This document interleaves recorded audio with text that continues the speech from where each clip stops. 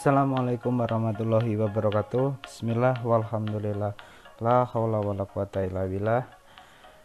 Terima kasih kepada teman-teman dari mahasiswa ilmu ekonomi Islam yang telah bergabung dalam mata kuliah penganggaran perusahaan. Dalam pertemuan yang ketiga ini kita akan belajar bareng-bareng terkait dengan forecasting atau peramalan.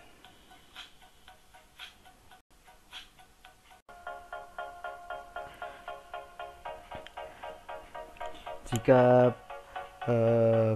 beberapa pekan yang lalu kita sempat mendengar berita viral soal peramal yang berhasil meramalkan masa depan tentang jatuhnya pesawat ini itu, maka yang dimaksud dengan forecasting bukanlah yang demikian.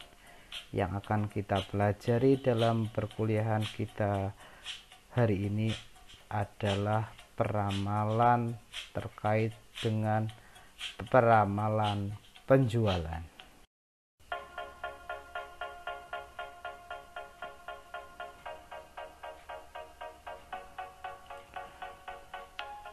Peramalan dalam hal ini adalah peramalan ilmiah. Peramalan atau forecasting dapat diartikan sebagai suatu seni dan ilmu pengetahuan dalam memprediksi keadaan atau nilai suatu variabel pada masa yang akan datang.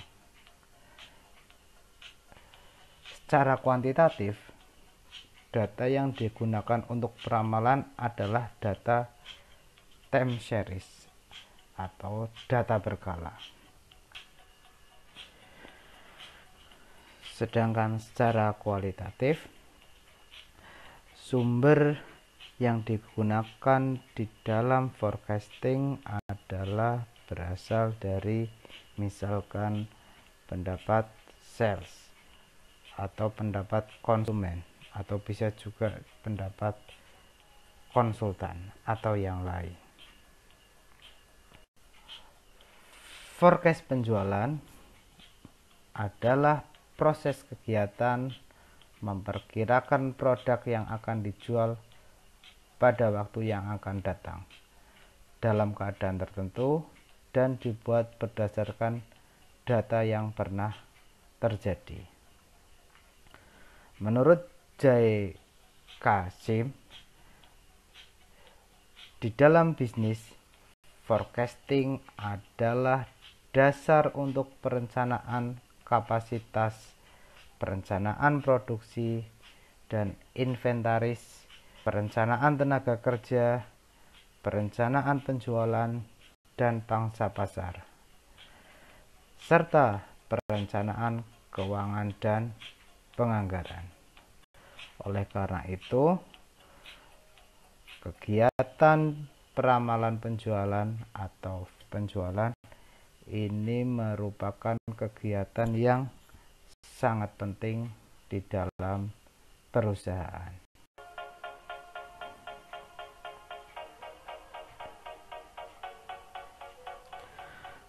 Forecasting merupakan suatu proses yang sangat penting. Penting bagi siapa? Penting bagi perusahaan. Mengapa demikian? Karena output atau hasil dari aktivitas forecasting ini, yaitu prediksi penjualan, akan menjadi dasar penyusunan anggaran penjualan. Anggaran penjualan ini nantinya akan menjadi dasar pula penyusunan rencana persediaan barang. Rencana persediaan barang ini juga akan menjadi dasar pula atas rencana produksi perusahaan. Oleh karena itu, kegiatan meramal penjualan atau forecast penjualan merupakan kegiatan yang sangat penting.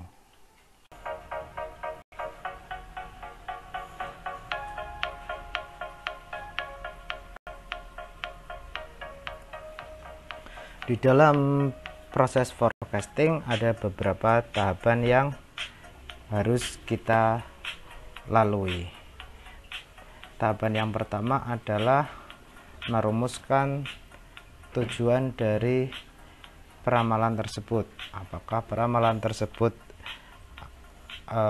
ditujukan untuk membuat target penjualan atau untuk tujuan yang lain. Di dalam proses ini juga akan mempengaruhi atas pemilihan dari teknik forecasting tersebut. Misalkan untuk perusahaan yang sudah lama berdiri bisa menggunakan metode trend analysis atau metode growth analysis atau yang lain. Kalau misalkan untuk perusahaan yang baru berdiri, teknik forecastingnya bisa menggunakan teknik kualitatif. Misalkan survei terhadap calon konsumen atau mungkin mendengar dari pendapat konsultan atau pakar, karena belum memiliki histori penjualan. Atau juga bisa menggunakan dengan misalkan mengambil sumber data dari BPS, berapa market share dari produk yang kita jual. Tahapan yang kedua adalah menghitung dan memperkirakan tren yang akan datang dari data time series atau data yang sudah kita peroleh, lalu kita memprediksi tren yang akan datang. Ketika data-data yang diperoleh menunjukkan hasil sekian, misalkan dihitung menggunakan trend analysis, kan nantinya akan muncul estimasi dari tren penjualan untuk beberapa tahun yang akan datang. Setelah diketahui hasil tren yang akan datang, kemudian itu kan berproses. Apakah nanti di dalam proses pelaksanaan anggaran pada tahun berjalan ini, apakah hasil prediksi tersebut relevan enggak? Jadi bandingkan hasil estimasi forecasting tersebut dengan kondisi yang terjadi di lapangan. Jika itu nanti terjadi gap yang terlalu jauh, itu bisa kita adakan perhitungan kembali, jadi direvisi peramalan penjualan tersebut.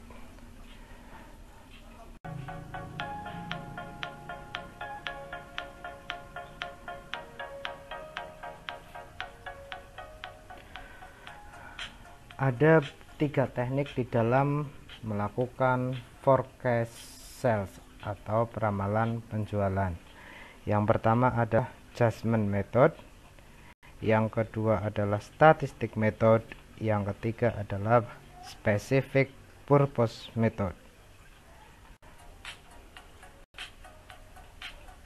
Teknik peramalan menggunakan judgment method biasa juga disebut dengan metode peramalan kualitatif atau non-statistical method, yaitu metode meramalkan penjualan yang didasarkan pada pendapat misalkan salesman atau pendapat sales manager, atau bisa dari konsumen, survei konsumen, atau bisa juga dari pakar atau konsultan. Misalkan ketika sebuah perusahaan ingin mengeluarkan produk baru, perusahaan bisa survei kepada calon konsumen, kira-kira untuk produk seperti ini kira-kira diminati atau tidak. Nah, jika diminati, kira-kira permintaannya sampai seberapa. Ini perusahaan bisa mengolah informasi-informasi tersebut untuk menjadi bahan peramalan penjualan.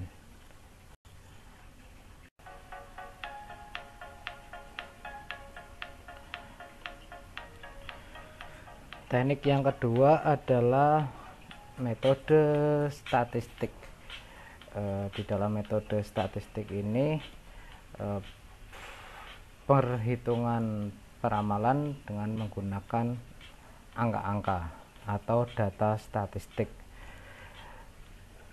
Ada beberapa teknik di dalam metode statistik. Yang pertama adalah trend analysis. Trend analysis adalah analisis tren, metode analisis statistika yang ditujukan untuk melakukan estimasi atau peramalan dengan menggunakan data antar waktu perusahaan. Jadi di dalam metode analisis tren kita akan menggunakan histori penjualan dari perusahaan dari tahun ke tahun pada tahun sebelumnya. Apakah trennya naik atau turun? Nah, di dalam tren analisis ini nanti di dalamnya ada namanya tren bebas, ada namanya analisis tren dengan metode setengah rata-rata, dan metode yang lain. Yang kedua adalah dengan analisis growth, pertumbuhan, atau growth analysis. Growth analysis adalah peramalan penjualan perusahaan dengan menggunakan rumus pertumbuhan untuk memproyeksi penjualan di masa yang akan datang.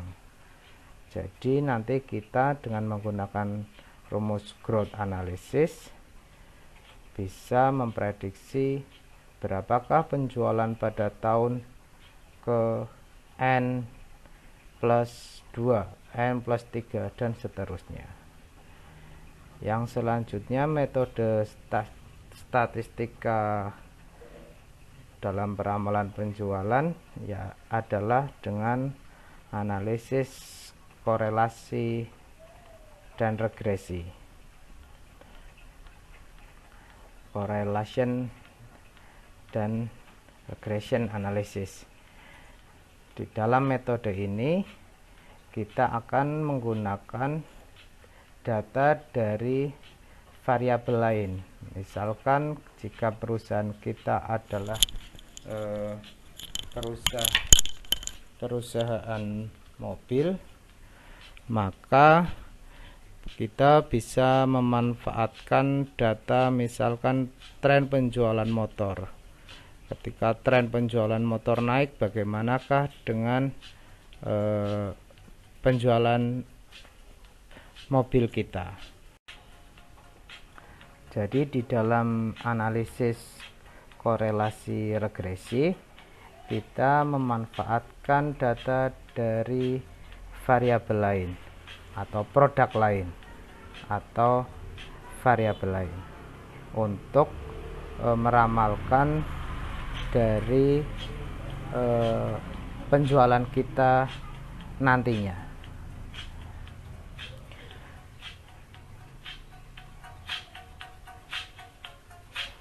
Yang ketiga adalah teknik specific purpose method. Di dalam teknik ini ada beberapa teknik di dalamnya. Di dalam teknik peramalan dengan metode khusus ada misalkan teknik analisa industri. Analisis industri ini berfokus pada kegiatan yang memperkirakan market share yang dimiliki perusahaan. Semakin besar market share yang dimiliki menunjukkan posisi persaingan usaha yang lebih kuat dibandingkan perusahaan lain. Sebaliknya, market share yang mencerminkan posisi perusahaan yang lebih lemah. Jika market share-nya kecil, berarti posisi perusahaan lebih lemah dibandingkan perusahaan lain. Rumus market share adalah penjualan perusahaan dibagi penjualan produk-produk pada industri tersebut dikalikan 100%. Berapakah market share dari produk kita bisa diketahui prosentasenya. Yang kedua adalah analisis produk line atau lini produk yang digunakan pada perusahaan yang menghasilkan lebih dari satu produk. Jadi masing-masing produk tidak dapat diambil kesamaannya dan harus dibuat forecast secara terpisah. Yang ketiga adalah analisis penggunaan akhir atau end use analysis. Jadi di dalam analisis ini analisa digunakan pada perusahaan-perusahaan yang memproduksi barang-barang tidak langsung dapat dikonsumsi, melainkan masih memerlukan proses lebih lanjut untuk menjadi produk akhir.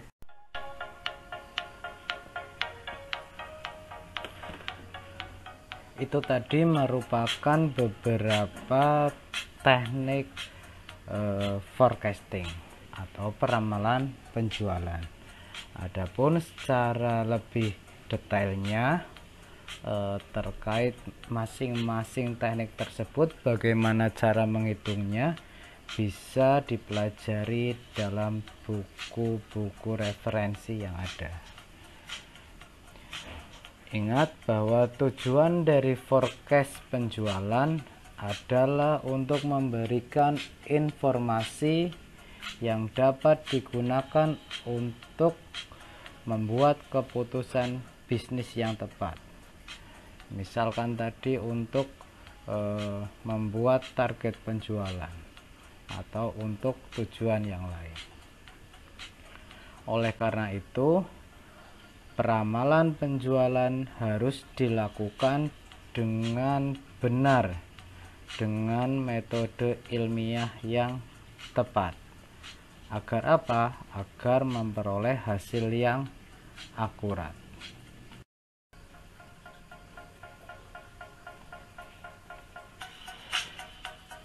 Dengan menggunakan metode yang tepat, maka forecast penjualan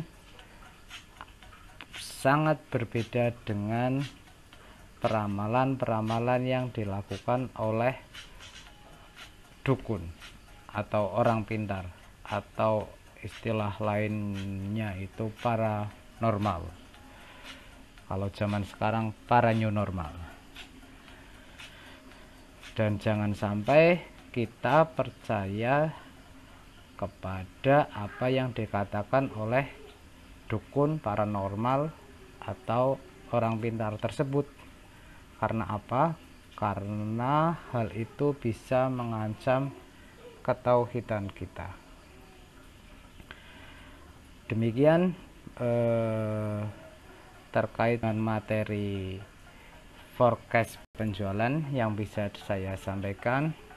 Sampai ketemu lagi dalam perkuliahan yang akan datang. Tetap semangat belajar dari rumah, tetap disiplin menjalankan protokol kesehatan. Semoga kita diberikan kemudahan.